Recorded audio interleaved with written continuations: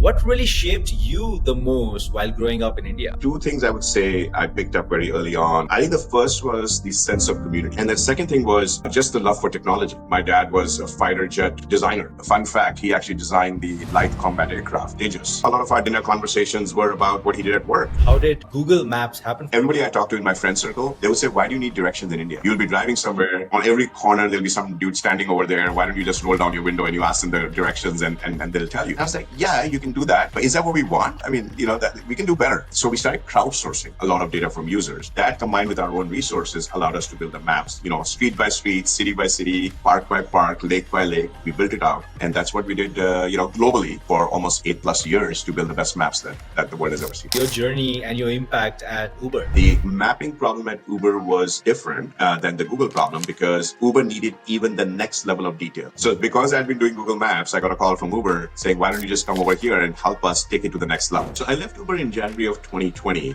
I had no idea COVID was coming. I ended up joining Microsoft. I now lead the product and data science for the team's core part.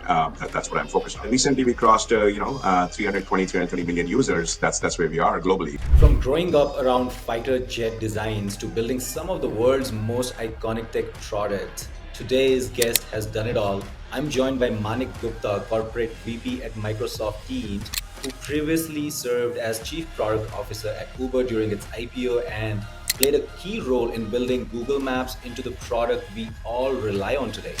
In this conversation, we dive into Manik's journey from Lucknow to Singapore to Silicon Valley, the power of community, building consumer products at scale, and why India's tech ecosystem excites him. Let's get into it. Manik, so excited to finally have you on the podcast. Thank you, Shiva. So nice to connect finally. I know we've been talking about this for a while and I appreciate making the time. Absolutely. By the way, who's your pick? Is it Alcaraz or Sinner? Wow, that's a tough one. I know the match is going on right now. I would say Alcaraz. I haven't seen the score, so I'm just making my pick without seeing the score. All right. Manik, what an incredible journey you've had. HP, and then you led Google Maps at Google. You were CPO at Uber, one of the most iconic companies that we've seen built out in the last 10 to 15 years. And now you're corporate VP at Microsoft Teams, which has about almost 350 to 400 million users. To get going, before all of that, Manik, you're really a byproduct of our environment. What really shaped you the most while growing up in India?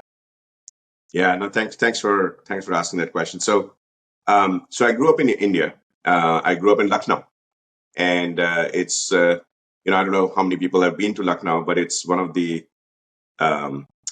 it's an incredible city where you have such a good mix of old and new. And it's one of the oldest cities in India, and it has seen so many different generations of different folks who have come in and lived in the city and kind of shaped the culture. The culture and the food in particular is my favorite in Lucknow. Mhm. And so I grew up in Lucknow, and my father was working for a company called Hindustan Aeronautics, which is responsible for building out all the defense and fighter jets for India. And he was an engineer over there. And my mother was a teacher. And we lived in the township. So, what we used to call HAL colony, right? So it was essentially a township where all the folks who worked in the company, they had, houses there, and we all sort of grew together. We all went to the same schools. We all had the same activities after school and so on. So I think the two things I would say I picked up very early on, and that drove a lot of my interest in terms of how it shaped my thinking. I think the first was the sense of community, and the fact that we were all living, together in the same sort of community, and all had similar profiles in terms of backgrounds. All of different people came from different parts of the country, but all of them had, a similar age group of kids, and they were going through their career journeys as the kids were going through school. So we had a lot of community aspect where oftentimes we won't even spend any time at home. Once we came back from school, we were all out in the open, either playing in the park or playing in the field, or just, we would always come back sometimes even after having had dinner at somebody's house, and there were no telephones at that time. So you like my parents didn't even know where the kids were at any point because there was no way to kind of helicopter parent them at that point, right? So that sense of community and trust and being able to do things for each other and being part of festivals, being part of their rituals and all of that was just a very deep seated learning experience for me, which has, I think, if I reflect back, I think that shaped a lot of how I think about product and how I think about my own experience and how I think about my values. So there was that community aspect. And the second thing was just the love for technology. My dad was a fighter jet designer. And, fun fact, he actually designed the light combat aircraft, Tejas, which is India's leading defense plane. So, he spent about almost 30 years, if not more, just working on that project. So, and at the same time, every time it was a new technical challenge that he was going through. And through that sort of experience, through his experience, I developed a very keen love for technology and how the power of technology can really shape outcomes. And, a lot of our dinner conversations were about what he did at work. And, me and my two siblings, we would just absorb that information. And, sometimes it kind of just leaves an imprint on your mind. So that was the sort of other thing. And the other thing he did was he got me a Commodore 64 computer when I was, I think, 11 or 12 years old. And he had gone to UK on a business trip, and then he saved some money over there and essentially got me the computer. And I had never seen anything like that before. I didn't have computers in school during that time, so that was my first foray into what can this machine do. And like just like any other kid who gets a computer for the first time, the first thing I did was play games. So I played a lot of games. My house became the gaming house. A lot of folks came in. We used to play those simple, car racing games or whatever that was available on the Commodore 64, which was just an incredible computer. So a lot of those things kind of shaped my thinking in terms of how I built my career. And the final thing I'll say is my parents had a very interesting philosophy. they were very, they kind of, they sort of never really applied constraints to us. So we were very much free upbringing. Like we could choose our own projects, we could do things. Of course, there were some guardrails along the way, but they were very open to experimenting things, taking things apart, going and doing something on the side, spending summer holidays the way we wanted. We were not overscheduled and all those things that tend to happen sometimes. And that I think just kind of gave a little bit more trusting relationship in terms of managing your own time and figuring things out. So I think that was, if I reflect back, those were some of the themes I can maybe pick up from my childhood, and also talking to my parents and asking them because, we all forget, but parents never forget. So, so that's how I would think about it. Got it. And Manik, later on, I think you moved to Singapore. You founded a company that got acquired, and then you joined HP. And we'll talk more about your time in the US. So, what led you move to the US? How did Google Maps happen for you? Yeah. So, you know, I was 16 years old when I moved to Singapore, and I got a scholarship. There was a scholarship program at that time which identified high school students. So I just finished my grade 10. They identified high school students and moved them over to Singapore for 11th and 12th, right? And then subsequently they had another scholarship that gave them an opportunity to go for undergraduate studies also in Singapore. So I think for Lucknow, I was the first recipient, along with my friend who I just happened to meet like a year prior to that. I was the first recipient of that scholarship. So it was a very, very big deal for our family because, like my parents had traveled abroad a bit, but they were not very familiar with Singapore. We didn't know anybody who was in Singapore at that time. And just, sending me all alone at 16 was a big deal. So that's how I ended up in Singapore. But when I was in Singapore, of course, my exposure increased. I got to meet a lot more people and from different backgrounds and so on. And then, obviously, if you're in the technology industry, for someone like me, I always wanted to come to the US at some point because I always thought that US has the complete end-to-end thinking of how technology can be really shaped, and it has the right resources and the right thinkers and all those things. And there's just the vastness and openness of US is something that just kind of inspires you as an idea more than the country sometimes. The idea of US is just pretty incredible and very enticing. So I wanted to go to the US.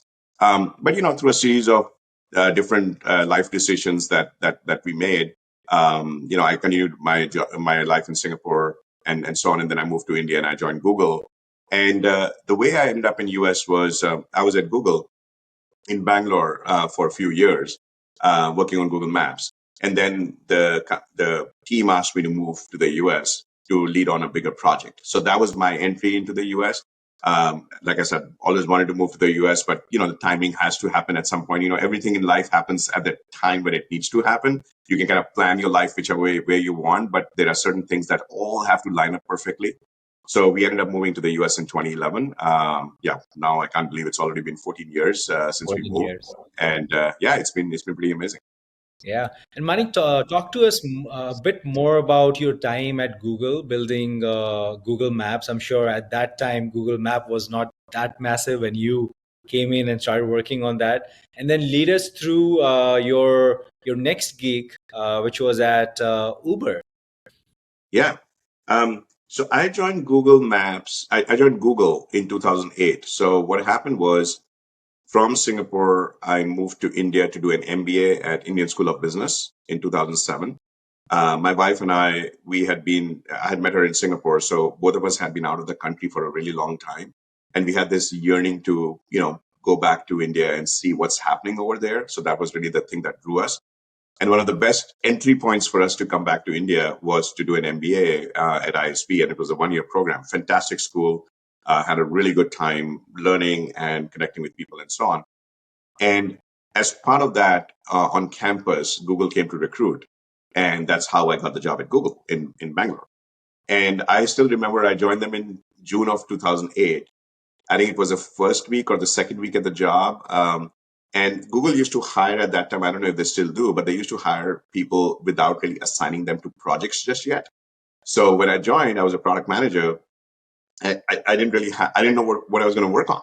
And it so happened that Google Maps as a project was just getting started in India, or it had started a few months ago. And there was a position available to go and become the product manager for Maps.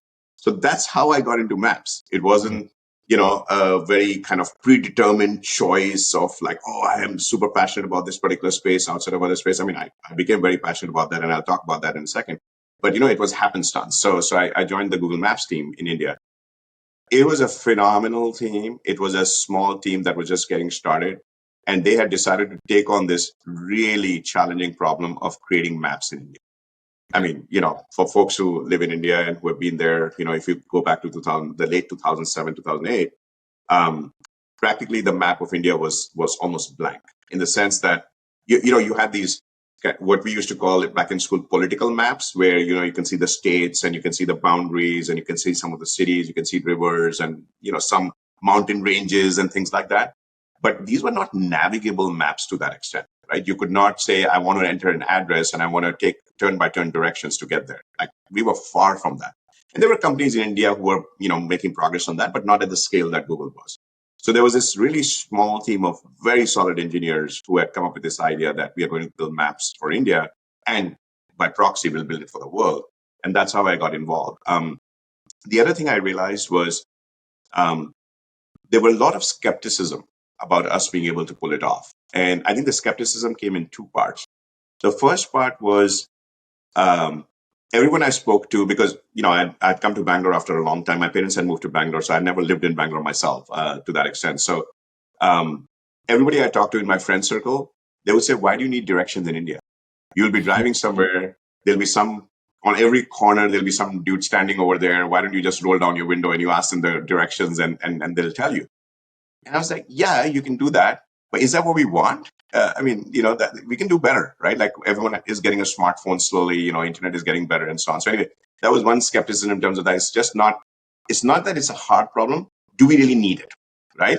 So this is one thing that I feel like we kind of have to always think through how we can aspire for much better, as opposed to just taking what we have for granted and just kind of say, we don't need new innovation. I think that there's a lot of sometimes that kind of sets into people's minds. And one of the things we all need to do collectively as technologists is to break through that. So that was one piece of skepticism. The second one was not so much skepticism, but it was more an unmet opportunity or unmet need. So as I was talking to a lot of people in Bangalore and other places when I had moved there, I realized there were many people like me who had moved from somewhere else. Bangalore is like a hub for so much talent mobility from all over India, and they had no connections with anyone else. They didn't have a community that they came into, so they didn't know even where the local businesses were. Like, where was the dry cleaner, and was the dry cleaner any good, or where were the best restaurants to go to, or where should I find childcare? So again, there was a big desire and need for that information to be organized in a way that made sense and reliable information.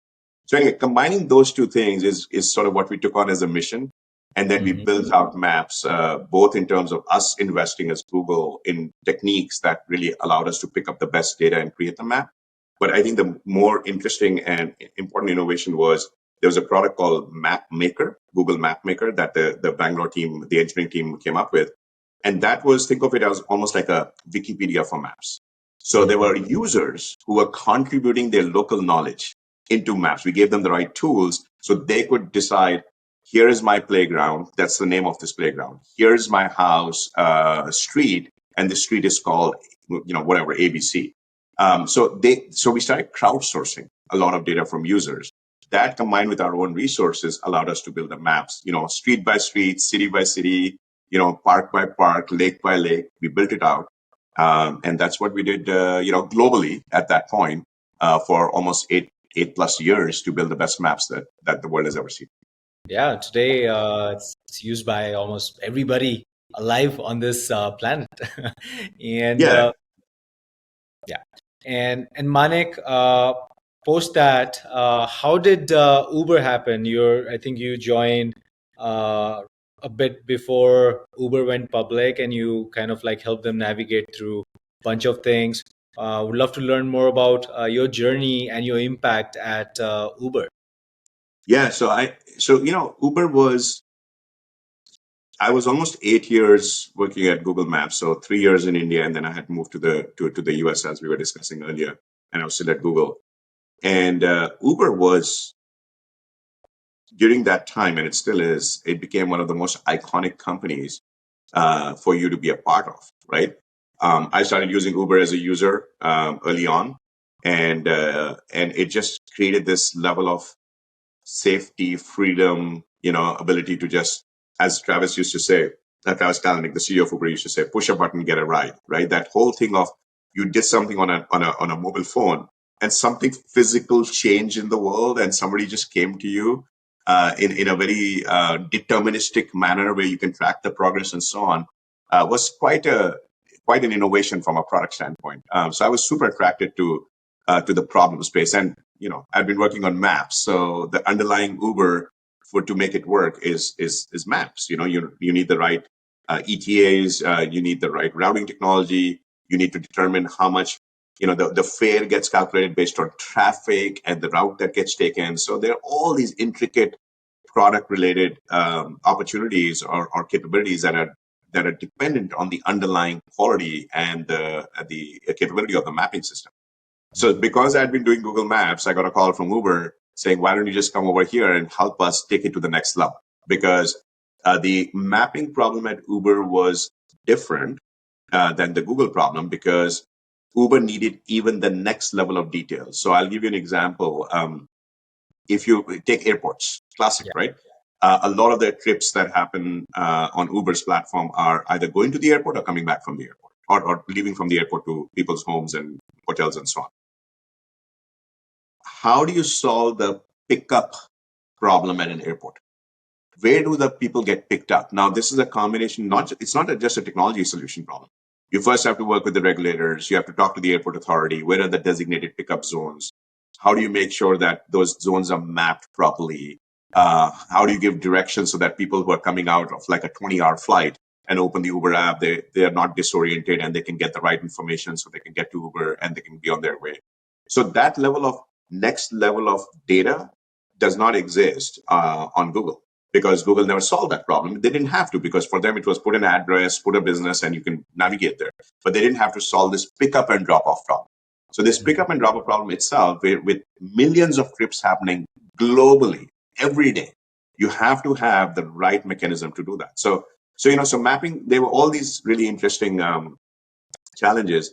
So I joined Uber in December of 2015, and this was a time when Uber was just in a massive expansion phase, going international, introducing new products. Uber Eats had sort of started, was getting started at that time. So there were a lot of new innovation happening. So, I was at Uber 2015, worked on maps. Then I started working on Uber's marketplace, which is really the heart or the brain, or maybe a combination of heart and brain of what makes Uber work. So things like, how do you set pricing? How do you set incentives, like which driver, which rider should get the right promotion? How do you position the supply, in the sense that how do you nudge people to go to certain places where the demand is going to be predicted to be higher? And then the most important thing is, of course, how do you connect the rider and driver, the dispatch algorithm? A lot of people think, it's pretty straightforward. Just pick the nearest person who's there. Yeah, that was like old news. We had to do a lot of work to pick the right driver for the right rider, not based on individual profiles, but in terms of the optimizing the whole network, because the capacity of the network is the most important. So anyway, so we did a lot of that kind of stuff. I was leading that team for a while. And then Uber went through a very interesting journey in 2017, where we had a ton of issues as a company. We had cultural issues. We had Travis stepping down as the CEO in 2017. That was very tumultuous for the company. And then we had Dara join us as a CEO sometime later in 2017 as well. So then I spent the next couple of years after that working for Dara. So that was I keep telling people I probably had the best A/B test in the world. 2 years I was working closely with Travis, and 2 years I was working with Dara. And I started working with Dara. And then, as the company started getting matured to go public in 2019, I became the chief product officer. And I was part of the executive team that took the company public. And, we were able to scale it internationally, get the right rigor in terms of financial performance and optimization and new innovation. A combination of that is what a public company needs to do at all times. So that was the Uber journey. Got it. And now we'll switch gears to Microsoft Teams. I know that I think you took some time off after Uber, and I think in about 6 months or so, that's when you decided to join Microsoft. How did that happen? And what are you currently most excited about while working at Microsoft Teams? Yeah. Yeah. So I left Uber in January of 2020. I had no idea COVID was coming. So, I guess nobody did, pretty much. And the timing was, in a way, very interesting, because the reason why I left Uber was I wanted to go and start spending time with my family. Because the last 4 years prior to that at Uber had been very, very, very challenging in terms of just the amount of focus and time that I had to put in. And, the IPO was done. I had a great leadership team in place. So I thought, maybe let me just take some downtime and figure out my next step. And that maybe 3 4 months 6 month break actually ended up becoming almost a year and a half, right? So I spent a year and a half on a sabbatical. And during that time, COVID was going on. But I really kind of dug deeper in terms of figuring out what I want to do next, because I think sometimes you have to really take a step back and then understand what really inspires you, and where you want to go. So I tried a bunch of different things. I even started a nonprofit during COVID with one of the people I worked with for many years, who I really respect. And we did our part to really help make people feel safe. So we did a bunch of that stuff. I started investing a lot as an angel investor during that time.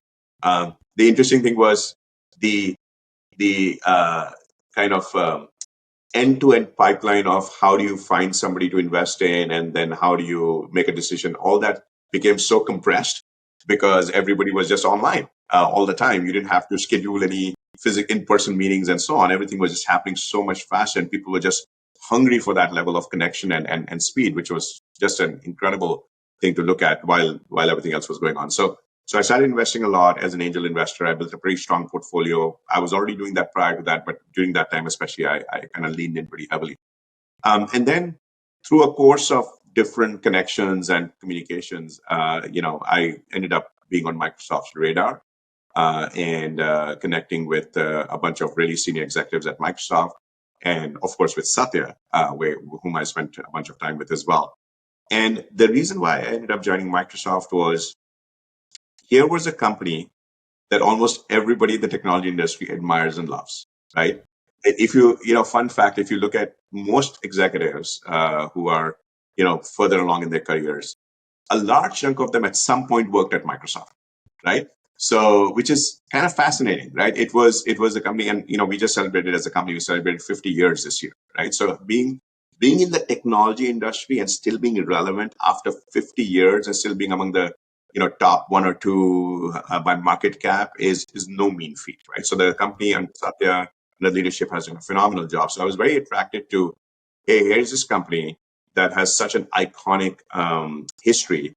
And where I thought I could help was I had seen products at scale, but I had seen them from a consumer lens. I'm a consumer guy, right? Like Google Maps and my own startup prior to that, and so on. So then the connection here was, how can someone like me with a consumer sensibility and building end user products, what can I do at Microsoft, right? Because Microsoft is obviously primarily an enterprise focused company, even though they have a very big consumer business. And through a series of discussions, where we landed was that maybe I should bring some of that consumer thinking and end user thinking to a product like Teams. And Teams is a juggernaut. It was already, doing really well in the market because it was meeting that exact need that companies had. And my job was to come in and really figure out how we can take it to the next level. So the first project that I did for the first year or so was to build a consumer version of Teams. So Teams was in the enterprise, but nobody could really use it if you didn't have an enterprise account. So we wanted to make it available to anybody to use it for free.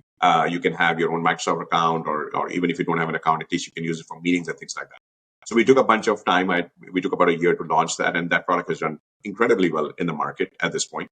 And then a year after, they asked me to lead product for all of Teams, including all the other enterprise segments and SMB and developer platform and so on. So I now lead the product and data science for the Teams core part. That's what I'm focused on. And recently we crossed 330 million users. That's where we are globally, and it's a fascinating product to work on, Shiva, because I've also never worked in communication software before.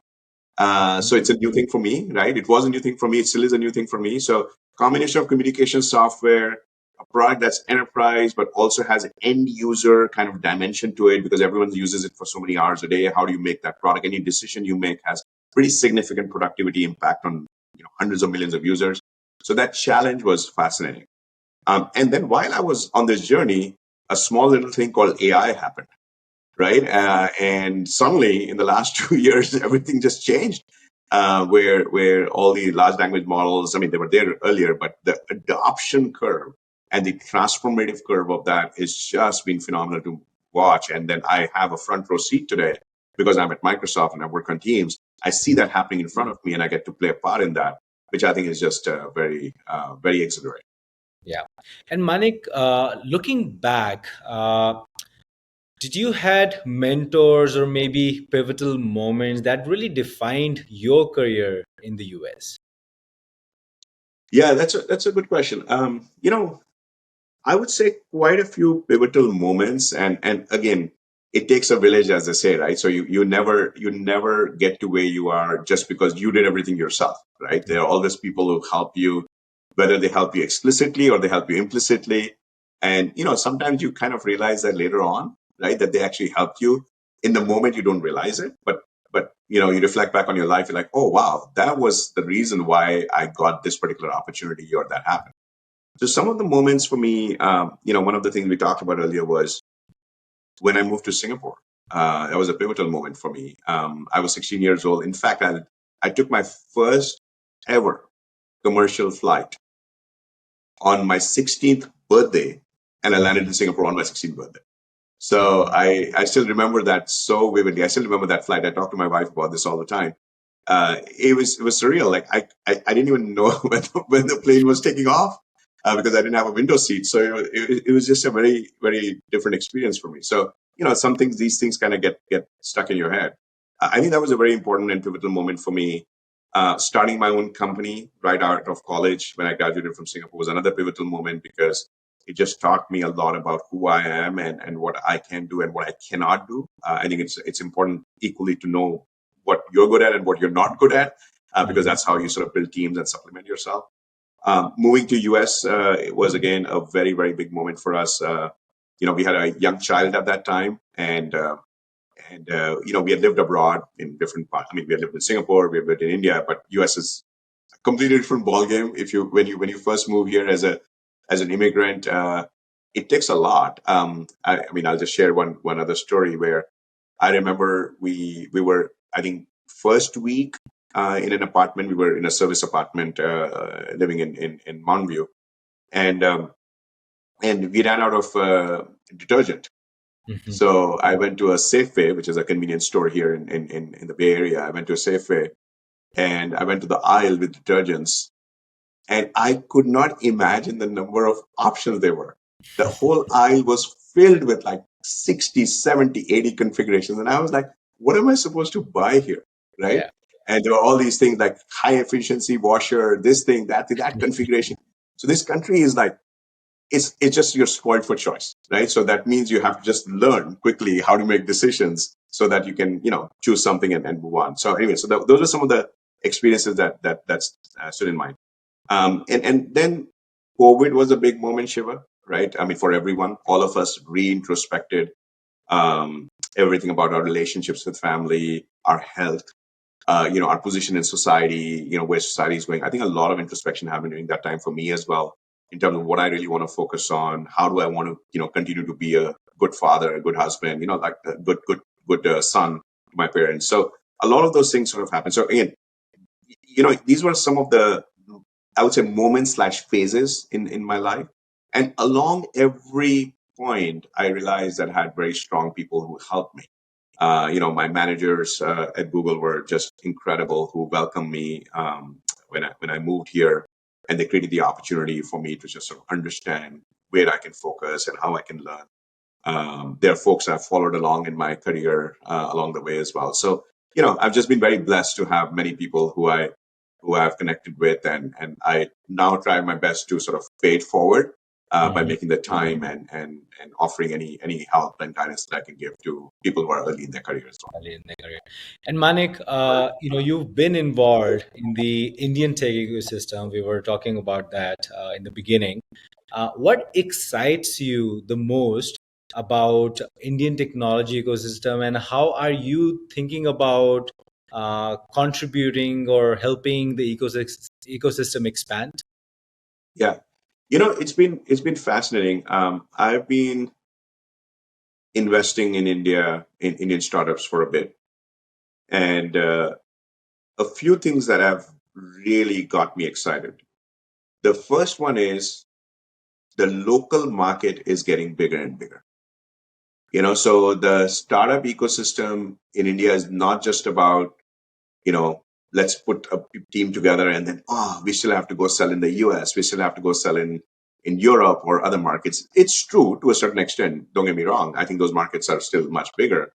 But what I really like is the vibrancy of the market in India right now, where you can actually make a pretty good business, especially a consumer business, I would say, in terms of meeting the needs of the Indian market.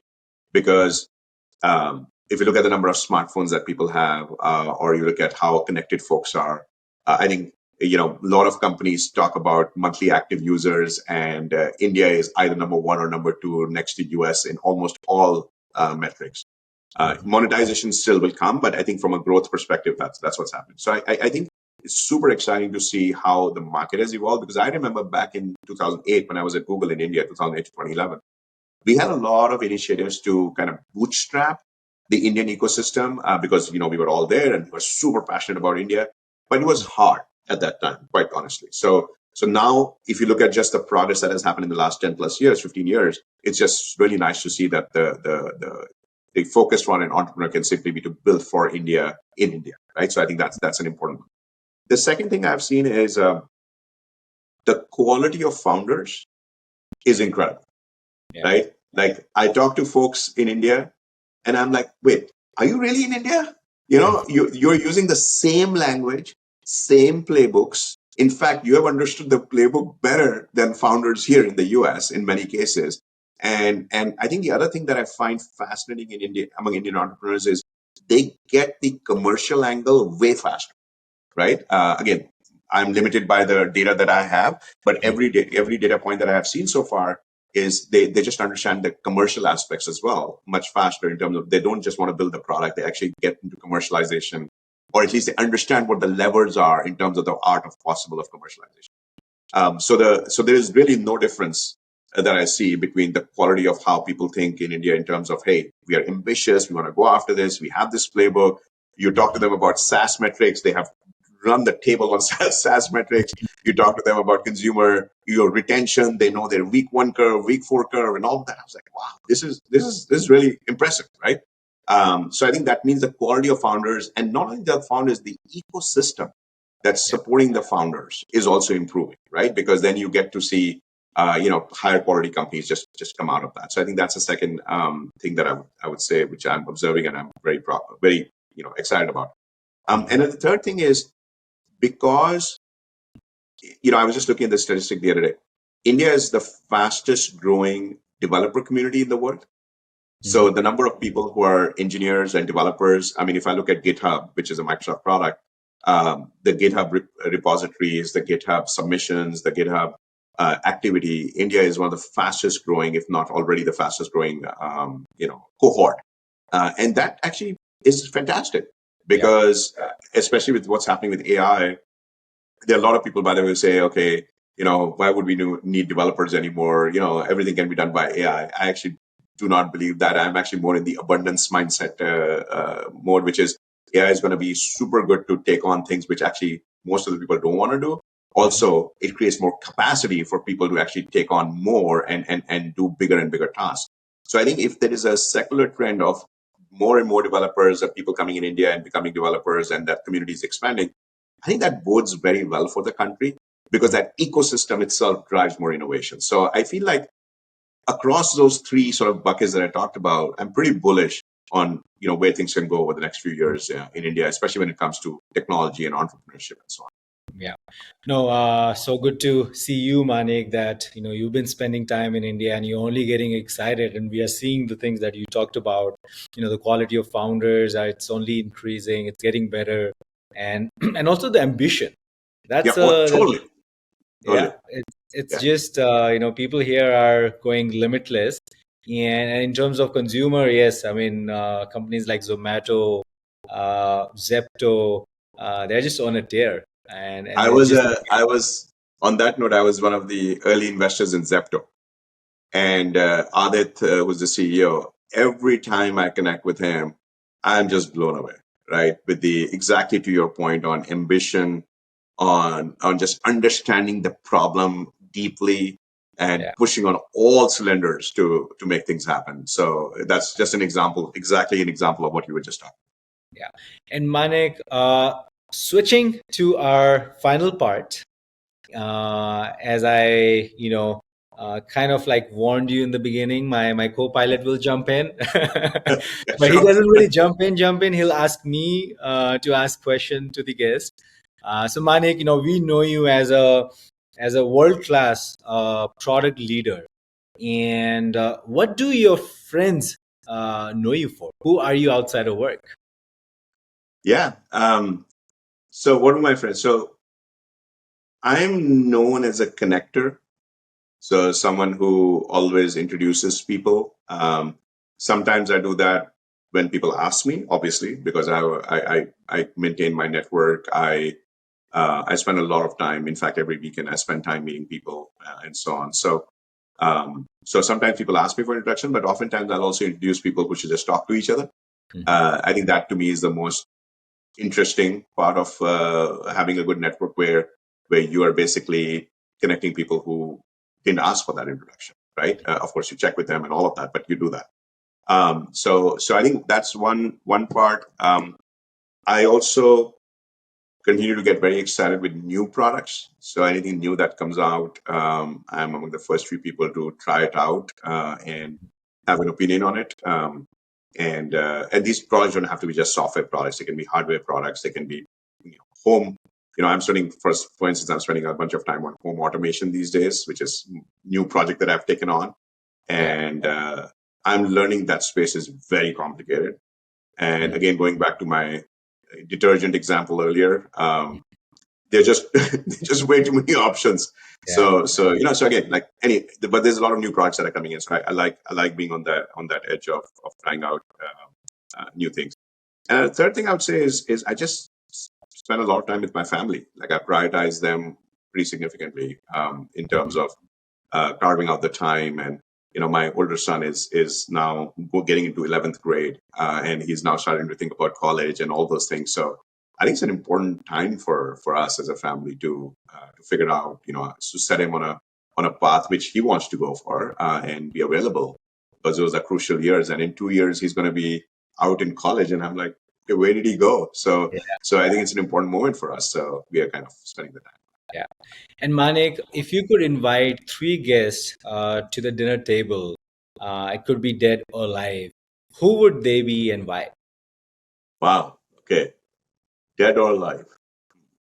Yeah, I think I would say Albert Einstein Hmm. would be a very interesting dinner guest, because what I what I what I appreciate about the way he thought about the world is how he was able to really take very complex and abstract problems and reduce it down to simple equations. Hmm. And I don't know how he did that. And I want to know how he did that. Like, what was the insight that basically lit up in his mind? He said, okay, I see this phenomena and I'm going to simplify it this way. And guess what? It's actually going to unlock the next level of thinking around this. So I think that would be one, because he's dead. So, a dead person that I would probably have dinner with.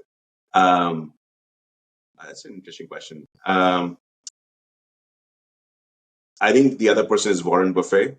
I would really, I guess he's everyone's favorite lunch or dinner guest, if you will.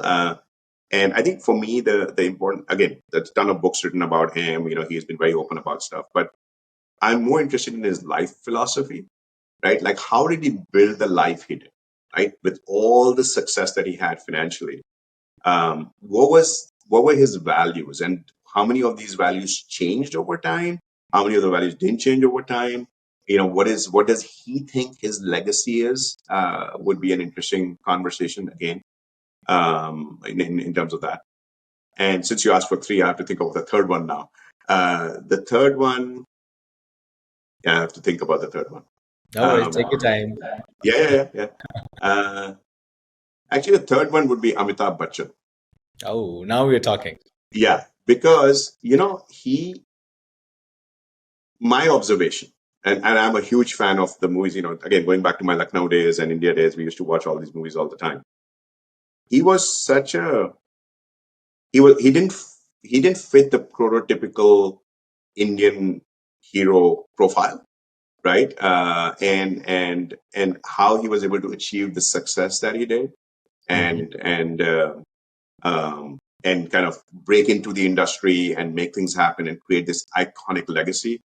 I think that would be just a phenomenal conversation. Apart from the fact that I'm a huge fan, but Yeah, that would be an interesting conversation. yeah, absolutely, Manik. Mitab is just a legend in India, and Manik, thank you so much. Really appreciate you for taking the time. I know it's Sunday, and you enjoy spending time with family. You have plans after this podcast. Thanks for coming on and just sharing your incredible journey so far. What all you've done and the lessons you've learned, and looking forward to what's next for you, both professionally and personally. Yeah.